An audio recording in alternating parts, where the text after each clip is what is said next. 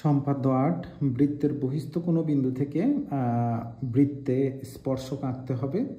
তো আমি বৃত্তের বহিস্থ একটা বিন্দু নিলাম হচ্ছে যে পি, আর ও কেন্দ্র বিশিষ্ট বৃত্ত পি কমা ও যোগ করলাম।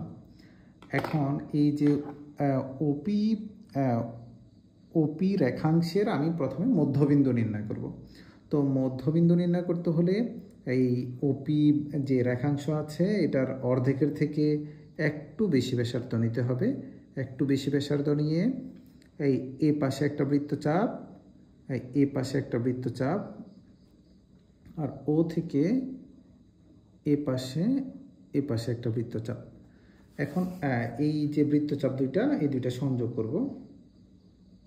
সংযোগ করলে আমি এই ওপি এর মধ্যবিন্দু পেয়ে যাব, ওপি এর মধ্যবিন্দু পাবো। এটা সংযোগ করলাম। এখন এই যে মধ্যবিন্দু পেলাম, এই মধ্যবিন্দুটার নাম দিলাম আমি হচ্ছে এম। এবার এম ও কে কেন্দ্র করে এই এম ও আমি নিব। এই এম ও এর সমান ব্যাসার্ধ নিয়ে, এই এম ও এর সমান ব্যাসার্ধ নিয়ে আমি একটা বৃত্ত আঁকবো। বৃত্ত আঁকলাম।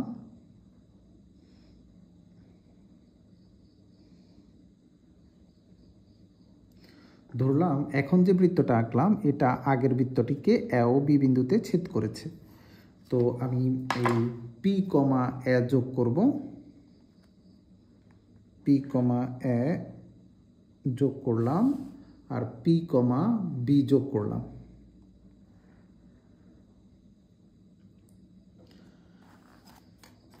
এই যে এপি আর পিবি পেলাম, এই দুইটাই হচ্ছে যে বহিস্থ বিন্দু থেকে বৃত্তের দুটি স্পর্শক। এখন আমি অঙ্কনের বিবরণ লিখব। যে মনে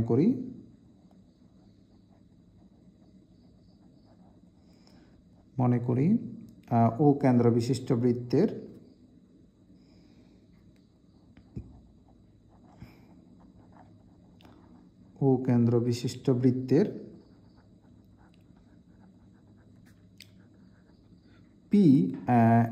পি একটি বহিস্থ বিন্দু,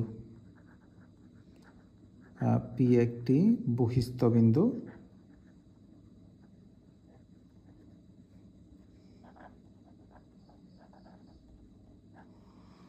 এখন পি থেকে বৃত্তে দুটি স্পর্শক আঁকতে হবে। পি থেকে স্পর্শক আঁকতে হবে, পি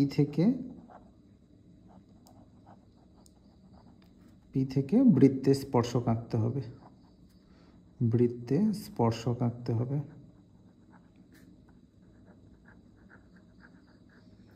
পি থেকে বৃত্তে স্পর্শক আঁকতে হবে। এবার আমি অঙ্কনের বিবরণটা লিখব। যে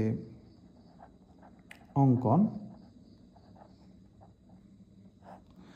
প্রথমে আমি পি কমাও যোগ করেছিলাম, পি কমাও যোগ করি।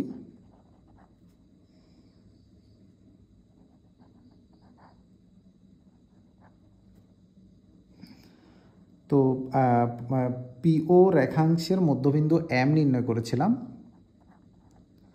পিও রেখাংশের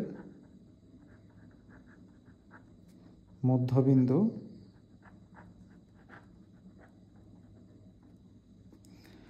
এম নির্ণয় করি।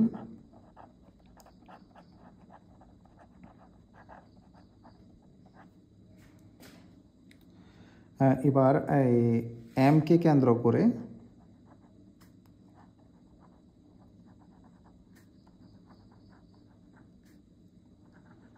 এমও এর সমান ব্যাসার্ধ নিয়ে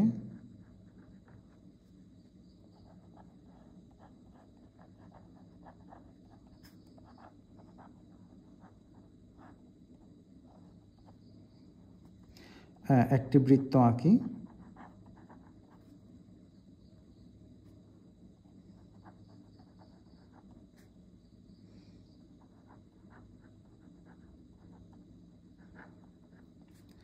এই যে বৃত্ত আঁকলাম, মনে করি বৃত্তটিকে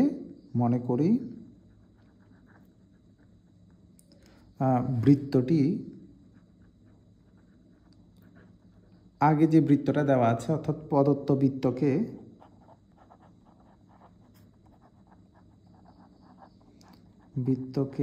এ ও বি বিন্দুতে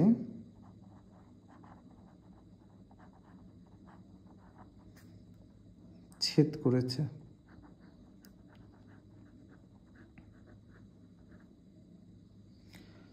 এবার এই পি কমা এ এবং পি কমা বি যোগ করি।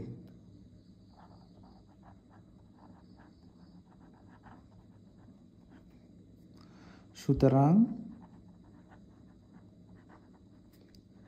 পিবি ও পিএ ই নির্ণেয় স্পর্শক।